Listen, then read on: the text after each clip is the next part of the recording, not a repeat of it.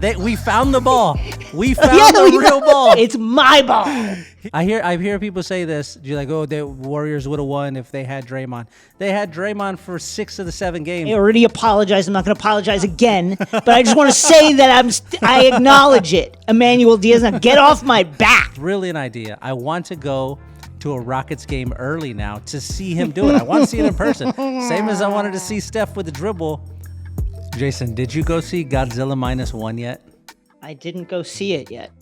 Oh my God. But I'm eager to see it. Jason, it's so good. Is it? It is so. I heard they made it for like $15 too. They made it for like no money, and apparently it's awesome. It's awesome. It somehow makes it better. Like you can tell they didn't have a ton of money when they made it, right? Just some of the shot choices that they do when they're like, cut here, cut here, cut here. Yeah. Do this, do that. Like you can tell that that's what was going on if you're looking for that. It's so good. I think it's the best Godzilla movie that we've ever gotten. It was like interesting. Yeah, we went to go see it. It was me, Laramie, one of the twins because the other one had to work, and the baby. And so it was like a Saturday, and we had a couple of hours to kill before we had to pick up the kid from work. She's like, let's go see Godzilla. Everybody's been talking about it. We got some tickets, went in there, sat down, and by the end of it, it's just a theater full of people in tears. Like Laramie's full on crying at the end of it. Because it's really, you know what they do that's fun.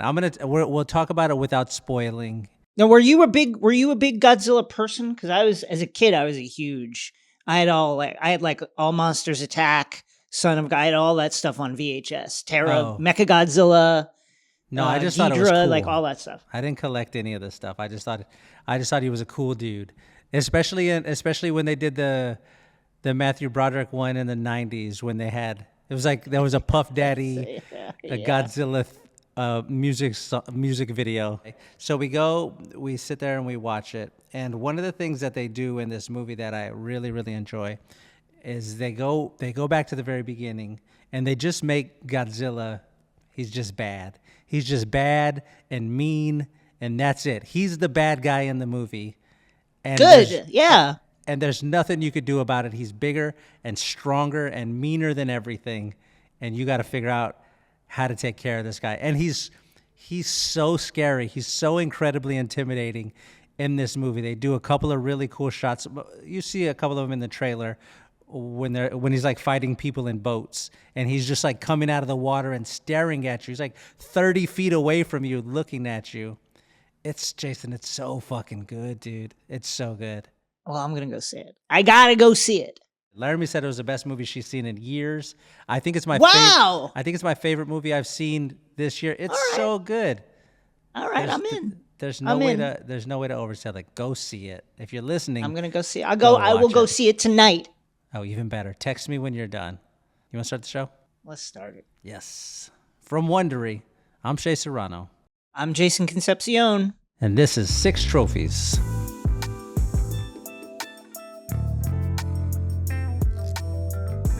Hello! I'm Jason Concepcion, and welcome to 6 Trophies, a podcast series hosted by myself and Shea Serrano, in which we come through all the NBA news from the past week and hand out 6 pop culture-themed trophies for 6 basketball-related activities in this episode. Some huge performances from some huge names and some moderate names, but still huge performances. Where's the game ball? A tribute video made for who? All that and more. Let's hand out some trophies. Will you allow it, Jason, just this 1 week? Because I'm so Godzilla themed up right now. Can we redo the intro? Just the last sentence. All that and more. Let's hand out some trophies. But this time, Zuri, instead of the horns, will you play the Godzilla? Bong, bong, bong, bong. Will you play that for us, Zuri? Will you do that? Thank you. Okay, ready? Yes. All that and more. Let's hand out some trophies. It's so intimidating. It's the best movie monster sound, I think. Godzilla's just too big. I'd be like, man, I guess, I don't know I just let him have it. Let him have Japan. I guess I'm going to move. We're all going to die. That's all that's going to happen. Yeah, Nothing we can do about this. Nothing we can do about this guy. Did you see the trailer for the new Godzilla Kong movie? Let him have the planet. It's time to leave.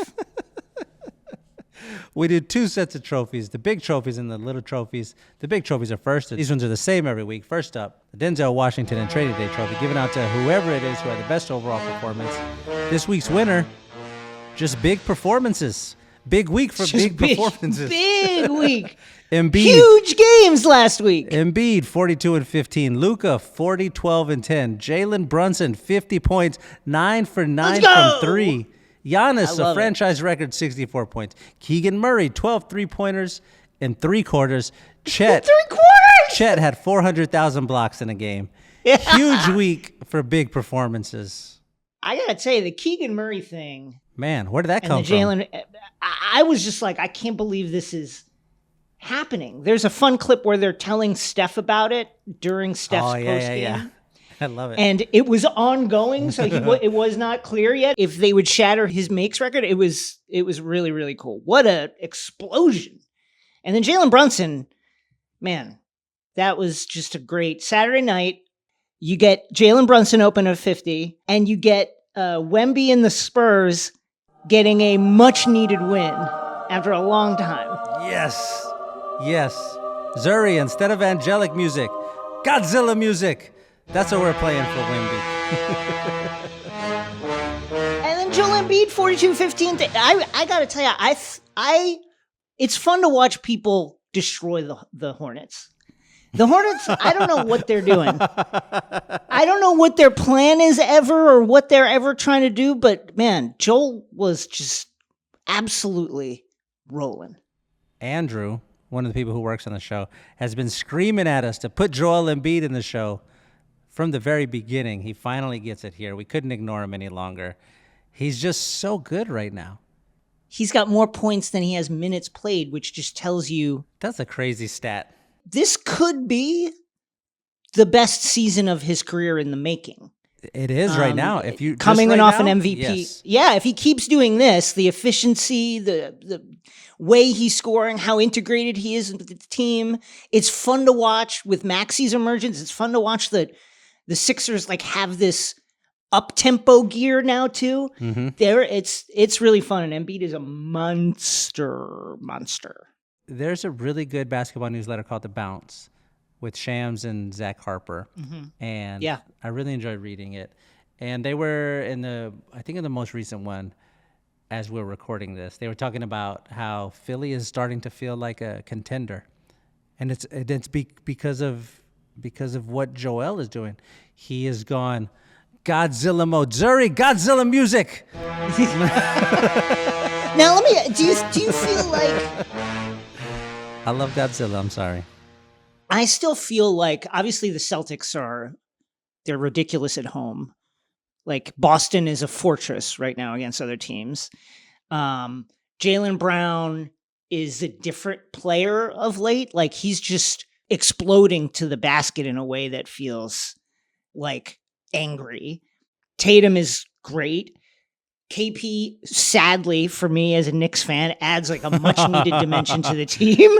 And it just feels like that's I really like the Sixers, and I think Embiid again he's crushing it. Maxey is an actual star, but it just still feels like they need like one more piece. They need something else if they're going to really challenge the Celtics. The Celtics are still the favorites in the East. They might be the favorite for the year. I don't think you can. Mm-hmm. I feel like you got to beat Denver before you can put anybody ahead of Denver. 100%. And more to the point regarding the Celtics. This team does nothing but disappoint. This team, like, I'm just gonna be real.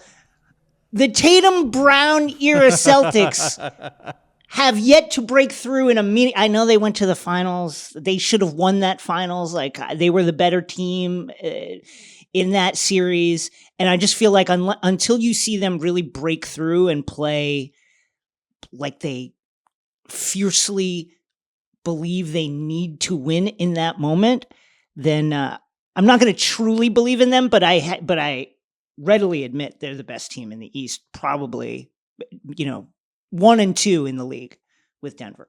It's crazy to think about Luka down in Dallas. He right now, as we record this, is on a run of 10 straight 30-point games. He's averaging over these 10 games 35.6 points per Woo! game, 10.6 assists, 8.7 rebounds. He's shooting almost 48% from the field. And he's still not the MVP favorite right now, like just because of how nuts Joel Embiid has been going.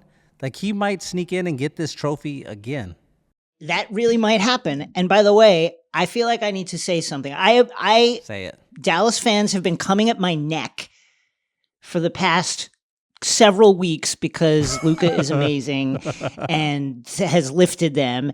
And I already apologized for my Dallas take in the second episode of 6 Trophies. Get it now wherever you get your podcast. Go back and listen to it, Mavericks fans. But I want to directly address Emmanuel Diaz on X, formerly known as Twitter, for saying any Dante Exum talk, any Dante Exum talk. Yes, I didn't think that Dante Exum would help the Mavericks. You know why? Because Dante Exum has not like really helped any team that he's been on in the USA or in Europe over the course of his career. This is really the first time that he's playing like well.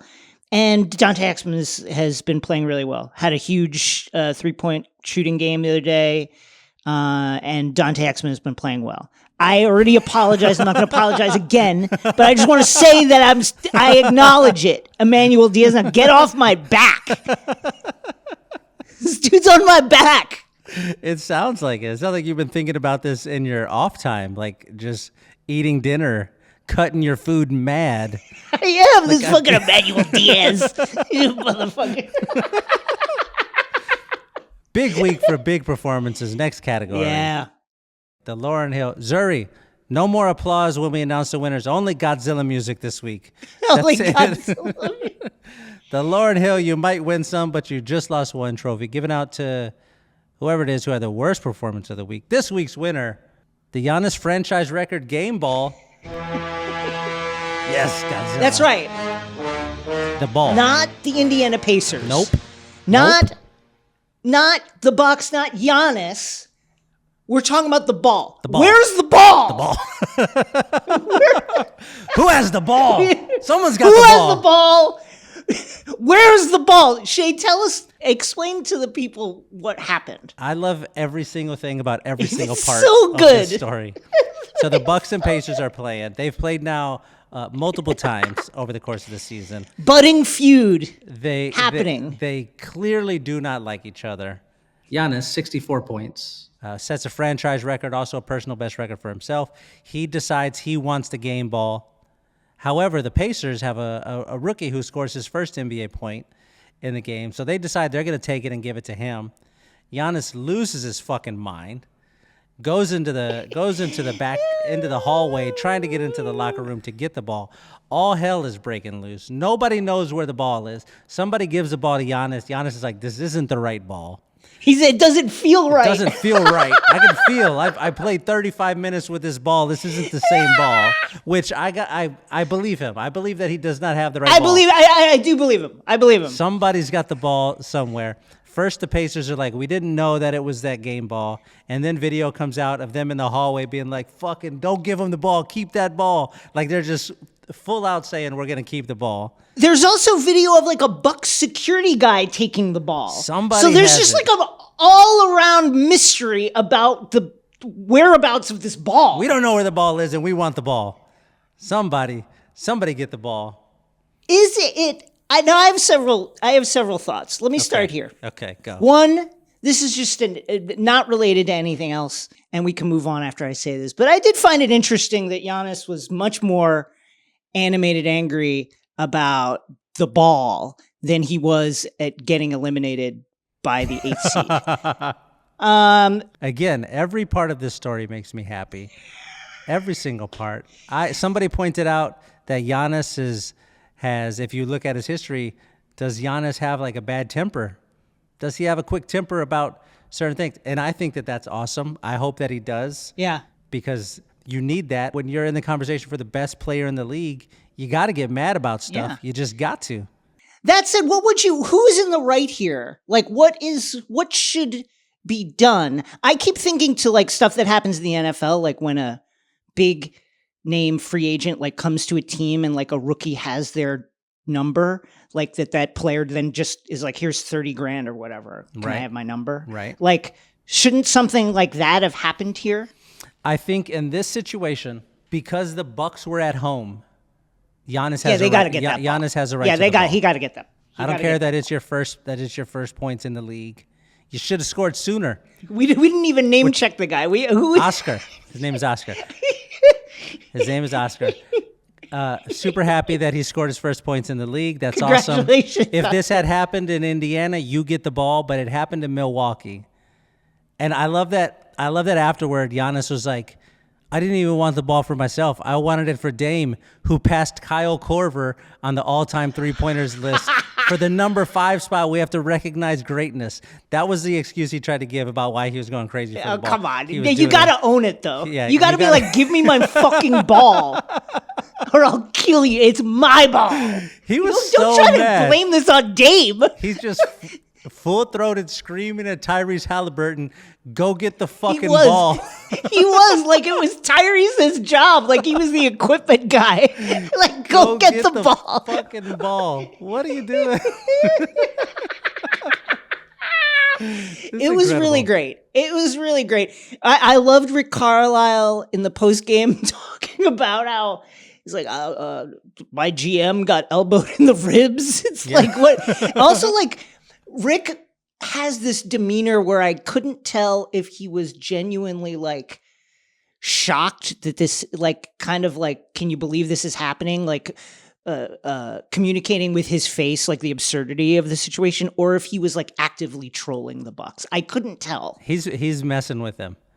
He has been like that for his entire career, where he's just always feigning seriousness to fuck with the other team. Like, I can't believe it. Like he knew 100% what was going on, and I think it rules. I love that part of it as well. I just am always laughing to myself since this happened of Giannis just saying, "Go get the fucking ball," like Johnny Tran and the Fast and the Furious. Go fetch my car. Like what is going on? This rule. I want to read his quote about Kyle Korver. Okay. Quote, I understand. When you score your first point in the NBA, you want to have the ball or whatever the case may be. But at the end of the day, you're talking about the guy that just skipped Kyle Korver. Kyle Korver! Kyle Korver! All-time great Kyle Korver. Wait, this is the best sentence. In my opinion, we should all stop what we're doing and appreciate greatness.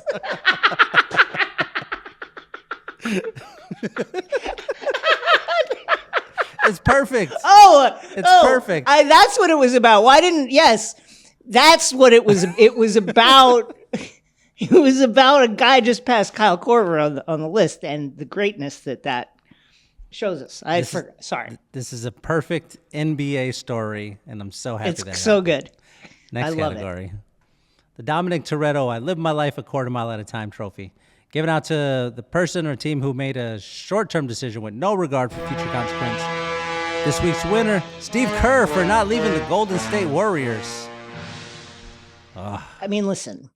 Bob Myers, former GM of the Warriors, architect of their greatness, left at the end of last season. At the time, Steve Kerr described that exit as leaving a hollow feeling. And I gotta say, I watch a lot of basketball, as do you. I watch a lot of Warriors, as do you. They're on TV all the time. I'm watching the Draymond game, watching all the responses to the Draymond game. There's no light in Steve Kerr's eyes anymore. The light has gone out. He's sad. He looks not even just sad, like he is just like a shopping cart rolling down a hill with no one pushing it, nothing in it. You know, that's Steve Kerr now. He just looks so drained, and I know he has I think he has a year on his deal left. You have to feel like he's wondering, should I have just I'm set for life, man. I'm done. Should I have just walked away when Bob walked away? Maybe I should have, because this, I can't imagine just seeing the stuff that we know about that hits the public space, being behind the scenes on that team is gotta be so exhausting. It's got to be hard. You're going from being the best team in the league for a decade, pretty much, the premier team, the team that was always in the finals, to now you're not that. You're the opposite of that. You're the team that everybody is just picking the flesh off the bones right now for fun. It's got to be hard. It's got to be hard. Steph is 35. Draymond and Clay are 33. Draymond signed that 4-year deal for $100 million. Thompson did a 5-year, $189 million that expires after this season. Curry is through 25, 26, something like that.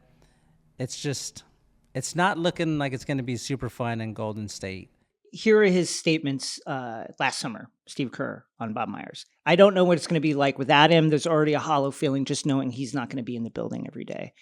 And Myers and Kerr have talked openly in the past about the relationship they have with Draymond and how the kind of like debate and conversations that they have and the mutual respect they all have for each other. And with Bob not there, it's like now Steve Kerr's playing one-on-one. Before it was like you could zone Draymond up, behind the scenes. You could run a double team with two guys he really respects on the basketball side who aren't on the court, but still. And now it's like, it's just Steve Kerr, and I think Steve Kerr is tired of it, man. I know they've won 2 games in a row now, and Clay's played 3 good games in a row, all great. A little bit of a Ewing effect maybe with Draymond, but still, I feel like I need Steve Kerr to take a vacation. I want a rest for him. I want a meaningful rest and recuperation from him. Okay, 2 questions for you. Number 1. Yeah. Are you rooting for the Warriors to be good, or are you rooting for them to be bad? I will admit that I like when they lose sometimes, depending on who they play. But I love Steph. And honestly, when extracurricular, crazy elbow nut kicks to the side, I love watching Draymond as well. I love watching Clay. I like watching the Warriors. Mm-hmm. Do I wish they would lose sometimes? Yeah, sometimes I do wish they would lose. But I usually just watch their games with a pure appreciation for the level of play that those players have and that team has. I'm rooting for them to be good. I want one last good season. Like, we know now that it's pretty much over, right? They understand that, it seems like. They're cooked. That's a cooked product. And I would like for them to be like, all right, fuck it. Like Major League Cleveland Indians, we're supposed to lose. Let's go win the whole damn thing. Like, I would like for them to put together a good stretch of games and start feeling like they're dangerous again. I would like that one last time, just because they were that for so long. But here's the second question I wanted to ask. Yeah. Is as bad as it is right now in Golden State, would you sign up to accept that if you also get the 4 championships and the previous 10 years of basketball? You get to do those things, but you have to do this part. Yeah, right? There's no question. Okay. In a heartbeat, I would sign up for this if the New York Knicks only won 1 of the 4. I'd still sign up for this. I think a championship is worth it. Yeah, a championship is always worth it, and this is just what happens. The Spurs are maybe the only team that rode off gracefully, but every great team eventually declines, and the decline is never pretty, ever. Mm-hmm. It's never like, oh, look at how well they're transitioning to being shitty. That never happens. All right, I'm with you. Next category. The Daniel Plainview, I've abandoned my child, I've abandoned my boy trophy, which is given out to whoever it is we're temporarily giving up on for the week. I've abandoned my child! I've abandoned my boy! No, Zuri. We need to hear Godzilla roaring. Oh, God. That's what we need to hear. Zuri, we need to hear Godzilla roaring. The Daniel Plainview, I've abandoned my child, I've abandoned my boy trophy. Give it out to whoever it is who we're temporarily giving up on for the week. And then Godzilla roar. Yes. This week's winner. The Memphis Grizzlies for making Dylan Brooks a tribute video after they said he wouldn't be brought back for any reason and then dumping him. Here's your tribute video. Keep it a buck. That's all I'm saying. Keep it a buck. Keep it 100. Keep that energy. Don't, after a player of the quality of Dillon Brooks has contributed so mightily to the culture, to the energy, to the general texture of the Memphis Grizzlies when they were really rolling, to then abandon him, like really just like cast him out. See ya. They were like, See ya. to say it was honestly, it is a wild statement to say, like in like the summer like that he won't be brought back for any reason. That's crazy to say that. Mm-hmm. And then to be like, hey, we really appreciate everything you did. Here's the tribute video. Come on. No, doesn't work like that. I mean, Dillon had tears in his eyes. He appreciated it, but still, like, keep it 100. What are you doing? I was so happy that he hit the big shot that broke that too. Game in half at the end of the fourth quarter. I was happy for him that happened. What's this thing he's doing now where he's just standing on the court before the game, just staring? Yeah. I don't know what it is, but I like it. I like it. It reminds me. I like it a lot. Okay, we were just talking about the Warriors. Remember when they were really going after it, and Steph? It became like a news story. All of the stuff Steph would do pregame, like his dribbling routine and whatnot, and people started going to the game early just to see that. We just wanted to see Steph doing what he does. Just to watch him do that. He's done it a couple times now where Dillon Brooks, that he just stands on the court and stares. I don't know if at another player, I don't know if into the stands, I don't know if into the distance, I don't know what, but he just stands there staring and he won't acknowledge anybody. Somebody you could walk up to him. Jamal Murray tried to walk up to him, tried to talk to him. Nothing. He just stood there and stared with them. One of the players from Memphis came over and was like, hey, what's up? He just kept staring forward. I don't know what this thing is that he's doing. It's a brilliant idea. I want to go to a Rockets game early now to see him do it. I want to see it in person. Same as I wanted to see Steph with the dribble. I want to see Dillon Brooks staring like a maniac. It's awesome. This is great for him. This is a win for him. I loved him saying after the game, I never want to lose. I don't ever want to lose to Memphis ever in my career. Fucking perfect. Thank you, Dillon Brooks. I got to say, I hope that the Grizzlies in general, like as a franchise, just kind of, they're shaky at the wrong times. Like when they responded really badly to Steve Kerr calling them dirty a couple of playoffs ago, where they didn't let Dillon Brooks speak to the media for like 2 weeks. And you could tell it really shook the organization. Like they just lost. Taylor Jenkins seems like he was shaken by that. The team kind of fell apart.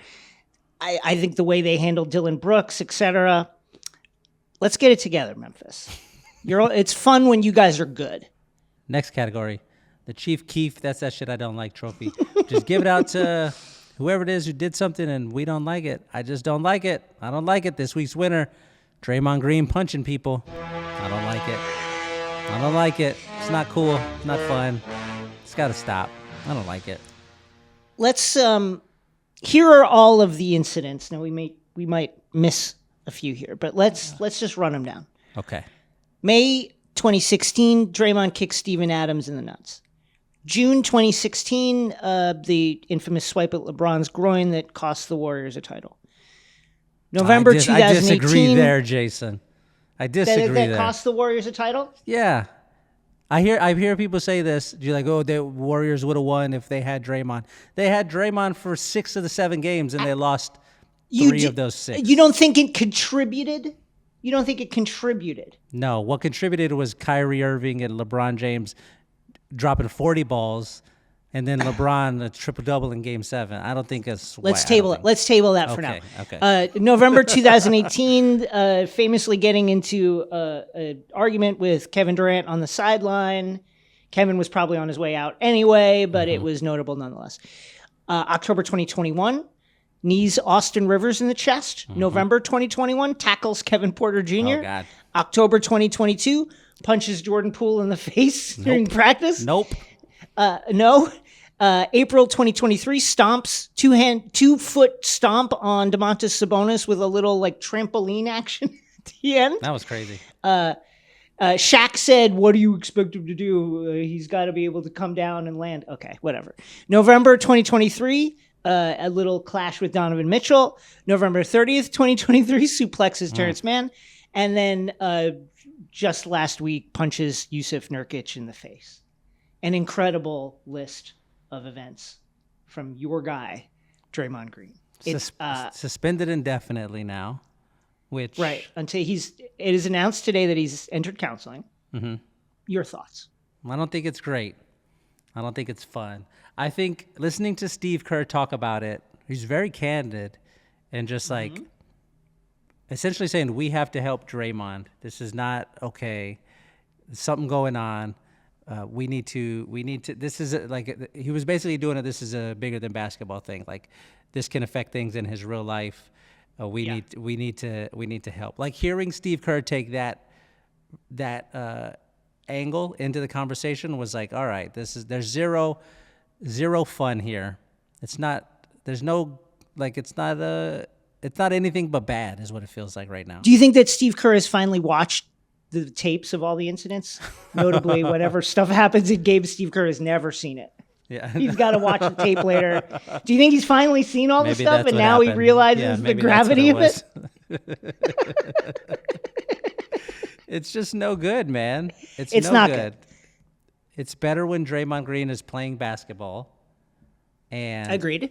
I don't know what's happening. I don't know how this keeps happening, but it can't. I think that there's another angle to this too, which is that Adam Silver is in deal mode, right? The next TV deal is going to be a crucial one for the NBA. We saw Adam sitting in the stands with Bob Iger at a game recently.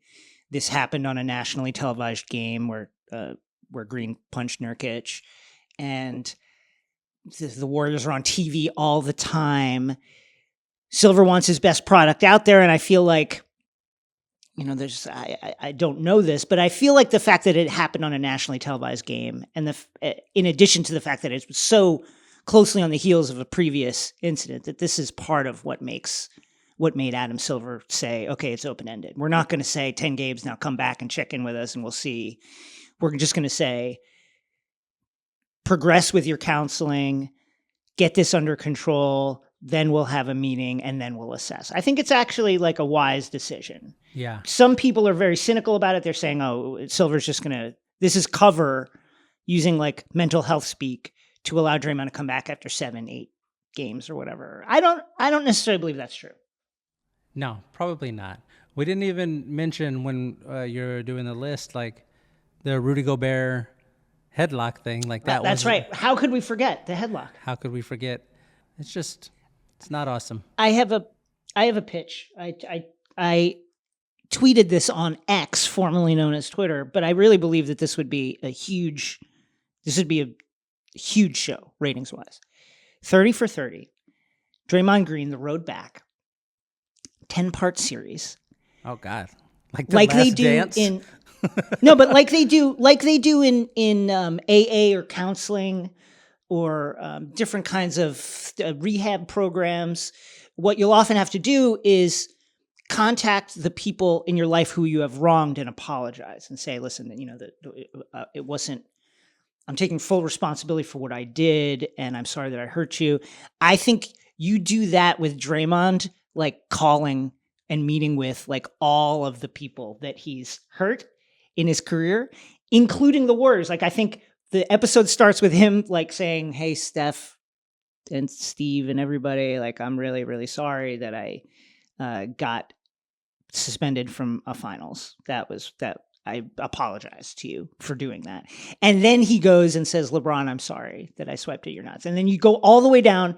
Season finale is Jordan Poole. Oh man, I would watch it. Who's in charge of ESPN these days? I don't know. Let's Bob Iger probably. get Adam Bob. Silver, can you call Bob? Next category, the Catalina Wine Mixer Trophy, given out to the thing we're most excited about for the upcoming week. This week's winner, the Christmas Day basketball games, baby. I love them. I love Christmas Day basketball. I love it. All day long. It's the best. All day It's long. the best. Wake up, give the Christmas presents out. All right, you got your stuff. Get away from me. I'm sitting on the Get couch away and from me. I'm sitting on the couch to watch basketball all day today. Here's the lineup for this year's Christmas Day games. We start off with Bucks Knicks at 9 a.m. We follow that up with Warriors Nuggets at 11:30. Celtics Lakers, whoa, at 2. 76ers Heat at 5. And Mavericks Suns at 7:30. Man, folks, it is a banging Christmas Day lineup. Any special Christmas Day memories, Shay? I will say, after everything that has happened now, I do wish instead of Bucks Knicks, it's Bucks Pacers. I would love that. I would love that so Christmas cool. morning. They should just, yeah, for the ball. They should take the ball. They should The like ball be like cup, yes. for the ball. We found the ball. We found Yeah, the we real ball. We're gonna play one game. Winner takes it. Who's getting this ball?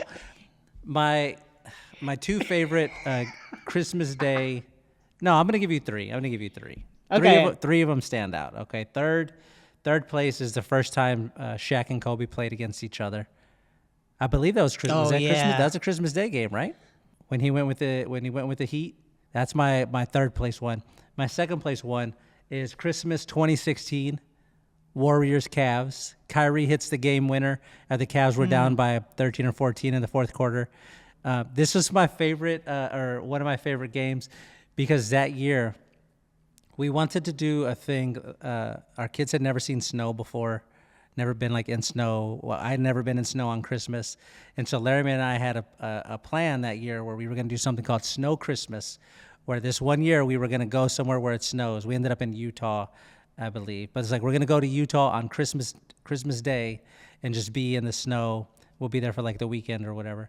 And so we woke up Christmas morning. We flew to Utah. We get there just in time for the game to start. I'm laying on the couch upstairs. The window's open. The cold, snowy, crisp air is coming through, but the heater on in the house is super warm. And I fall asleep in like 10 seconds. And I wake up for only the fourth quarter. I only saw the very beginning of the game when Kevin Durant gets a big dunk to start the game, like a big fuck you dunk. They throw the ball down court. LeBron James, an even bigger fuck you dunk on the other end. Like, that's how the game starts. And then I fall asleep and I wake up and the Cavs are in the middle of this run to tie the game. It's my second favorite Christmas game ever. But the number one ever Christmas Day basketball game, 2008, Spurs Suns, baby. Roger Mason hits the game winner. Man. Roger Mason, game-winning three-pointer at the buzzer. And then they cut to Greg Popovich walking off the court looking every single bit like the Grinch who stole Christmas. No smile, no nothing, just shuffling off, having ruined Christmas for 18,000 Phoenix Suns fans. It fucking ruled. As a Spurs fan, is there any part of you that ever feels a little bit bad at how completely you dominated the Phoenix Suns? Never. And just destroyed their dreams at every turn? Never. Do you feel a little bit bad? This is the same argument of like, oh, we would have won in 2005 if Robert Horry didn't bump Steve Nash or whatever. Y'all lost 4 of the 7 games. You lost 3 with all of your team. You were up 20 points in game 6 or game 5 or whatever and blew it. That's on you. That's on you, my friends. No, I do not feel bad. I never feel bad. Go Spurs, go. What about you? You have a favorite Christmas basketball game? I think just the 90s when the Knicks were an elite team. They played the Bulls in 92 and 94 on Christmas Day. God damn. And I just remember sitting in front of the television, particularly 94, where it was like, okay, Jordan's gone, man. Thank God. Get this guy. Thank God. Keep playing baseball. Like, I love it. I love that he's not here anymore. It's like just Scottie Pippen. We got these guys, and then Scottie Pippen had a great game, blocked a shot in the last seconds, and they beat us by 3 points, 107-104. Which, by the way, for that era, Knicks Bulls 107. That's a crazy score. That's like 217 points today. But that was when I was like living and dying with it. It. Like I just like had it circled on my calendar. I told I remember telling my mom, can I be excused like from the dinner and stuff and hang out? I need to like be excused from this. Mm-hmm. Or can we all do stuff like around the TV and not like around the tree? Because I have to watch this game. I must watch it. Mm-hmm. That for me is the top. I love it. There's no basketball like teenage basketball, man. Let me tell you. It's the best. Oh my God. It's the best. Let me tell you. All right, let's do the little trophies. Yeah. These ones change each week and are situation specific. And for the smaller storylines that we want to mention but don't need to get all the way into, my first little trophy, the Monique, I would like to see it trophy. I would like to see it. To Jaime Jaquez for saying he would consider joining the dunk contest. I would like to see it. I would like to see it. He would be the first ever Mexican in the NBA dunk contest. We would build him statues all through San Antonio and Phoenix and wherever else the Mexicans live. Los Angeles, Detroit. There's a place in Detroit called Mexican Town, which fucking rules. I had so much love that. delicious food there. It was great. I would like to see it. Go do it, Jaime. Be in the dunk contest. They should make a Jaime Jaquez jersey where it's like, it's a Jaime Jaquez jersey and then the heat is like smaller. Like, because he's really, he just means so much to so many people. And he's good. Like, he's legitimately good. great. He's like, if Wemby and Chet were not in the conversation, he'd be rookie of the year. Like, he's legit good. I have very rarely will I ever go on Twitter and be like, somebody help me get this thing. But when Jaime Jaquez was at UCLA, I was like, somebody at UCLA contact me. I need a UCLA Jaime jersey. And I called in every favor I had, and I got one. I have one in my office right now. I love it. My first little trophy is the L. Woods from Legally Blonde. I feel comfortable using legal jargon in everyday life. Trophy. I feel comfortable using legal jargon in everyday life. Objection to John Morant and his advisors and legal team for letting his civil case for punching a teenage basketball player at his house during a pickup game, letting that go to trial. Man, Ja, just pay this kid. Why are you at a courtroom for multiple days? Why are clips of you showing your lawyer how to inbound a basketball going viral on social media? Pay this kid $250,000 or whatever it is, get him to sign an NDA and just walk away. Why is this in a courtroom? That's it. My next little trophy, the Irene Cara, I'm going to live forever. I'm going to learn how to fly trophy. I'm gonna live forever. To the San Antonio Spurs. We did it, baby. Ending their 18-game losing streak. We did it. Zuri, give me the Godzilla music. I can't believe it. I was so happy. I was sitting there like 19. We're going to hit 19 games tonight. I can't believe this is going to happen. And the Spurs just played well. We just had a good game, and we weren't in danger of losing, and it felt good to win for the first time in 16 years or however long this streak has lasted. I felt like I was going to live forever. I felt like I was going to learn how to fly. My next little trophy, awarded to a game and a player that took place on the very same night as your previous little trophy. Mine is the game night, what are you doing with my egg trophy. Who are you? And what are you doing with my egg? Julius Randle for playfully grabbing Jalen Brunson's 50-point game ball and holding it up above his head with two hands like Lion King, and then handing it to Jalen, trolling Giannis and the Bucks Indiana missing ball incident. It was just a wonderful, delightful thing to watch. And I think really shows that one thing that's really been fun about this era of Knicks basketball this last couple of years, and certainly since Jalen Brunson arrived, is like they all really seem to like there's a camaraderie. Yeah. There's not this like sullenness. And that was just really cute. That was really fun to see. It was very I charming. enjoyed it. It was very charming. Yeah. One of them things where, all right, I like Julius Randle a little more than I did It was great. an It was hour nice. ago. Yeah. Yeah. My last little trophy, the Simple Minds Don't You Forget About Me trophy. Don't you forget about me. Oh, what a great song. Yeah. Just to Scoot Henderson. Had a nice little 23-point, 10-rebound, double-double off the bench. against the Jazz. Don't forget about Scoot. Don't forget about Scoot. Every time I watch Scoot, I'm like, oh yeah, he's a goggles guy. Mm-hmm. I'm always a little surprised, like, that he's a goggles guy, but I like it because it reminds me of, like, The Flash. You know how, like, Ooh. he just runs so fast that his eyeballs will dry out if he doesn't have the goggles. Yeah. And I think Scoot should keep the goggles going. I'm rooting for Scoot, baby. I'm rooting for Scoot. My final little trophy is the Dr. Stephen Strange I went forward in time to view alternate futures trophy. To this timeline that we are currently in which Steph Curry finally goes a game without making a three. He has gone up until last night. He had gone this is insane. This stat is insane. He had gone 268 regular season games, making at least 1 3 in the game.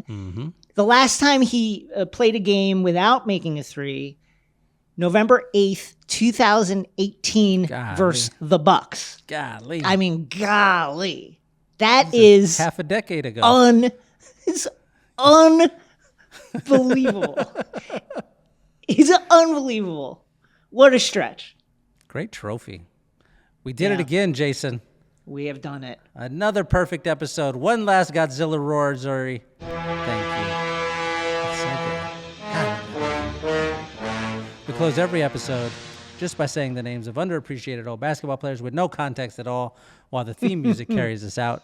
Zuri, will you play the theme music, please? I'm Shea Serrano. That's Jason Concepcion. Producer Zuri in the shadows. See y'all next Wednesday. Marco Bellinelli. Oh my God! Yeah. I was going to say Marco Bellinelli really? for my first guy. I really was. What a coincidence. Wow. Holy Incredible. cow. Okay. Change it, Josh McRoberts, McBob, as they called him. Ooh.